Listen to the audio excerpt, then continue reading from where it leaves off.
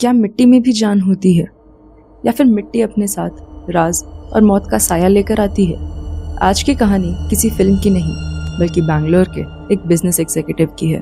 वो और उनका परिवार रानी नगर में एक ऐसे घर में रहने गए जहाँ की नींव ही मौत पर रखी गई थी।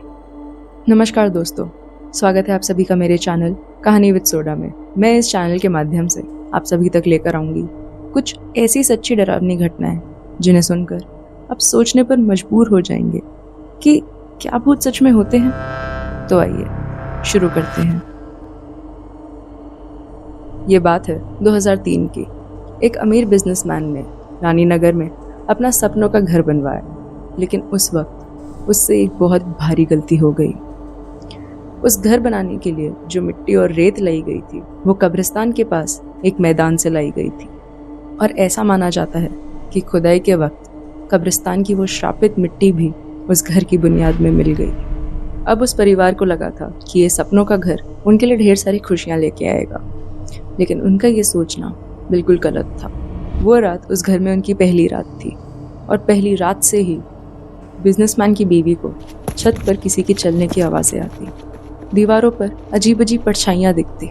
फिर एक दिन उसका पति बैंगलोर किसी काम के सिलसिले में गया, और यहाँ से उस घर ने लिया एक खौफनाक मोड़।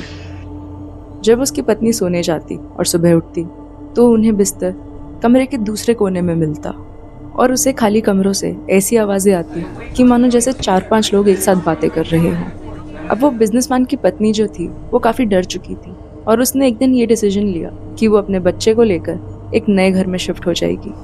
और उसने ऐसा ही किया। वो अपने बच्चे को बचाने के लिए एक रेंटल घर में शिफ्ट हो गई, लेकिन यहाँ भी उससे एक काफ़ी भारी भूल हो गई थी, और उसकी कीमत उसको अपनी जान देकर चुकानी पड़ी। वो कुछ सामान उस घर में भूल गई थी, और जब वो उस श्रापित घर में वापस गई वो वहाँ से कभी लौट के नहीं आई। कुछ दिन बाद जब पुलिस को अलर्ट किया गया और पुलिस उस घर में पहुंची तो उन्होंने एक कमरे की पंखे से उस औरत की लटकती हुई लाश देखी।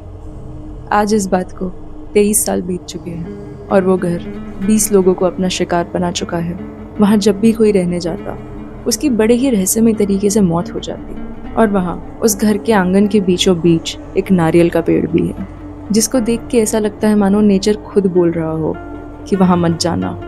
आज भी रात 8 बजे बाद रानी नगर के लोग उस घर के सामने से नहीं निकलते हैं, क्योंकि वहाँ के लोग ऐसा बताते हैं उस घर से एक औरत के रोने की आवाज़ें आती हैं, और वो कहती है, मेरा बच्चा कहाँ है।